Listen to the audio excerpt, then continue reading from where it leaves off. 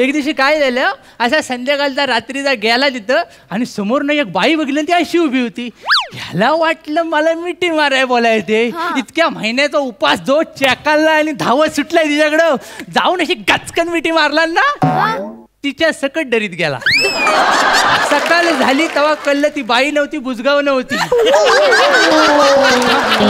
आणि त्याच्यावर बोर्ड पण लिहिला होता, दरी खोल आहे जपून, पण तोपर्यंत हा गेला होता खपून. इसाप पलंगावर टॉवेल लावून बसला होता. वाघ तिकडनं आंघोळ करून आला, साडी नेसली आणि तोही पलंगावर येऊन बसला. वाघाच्या पाठीवरचा तीळ इसापनं पाहिला आणि इसापनं त्याला,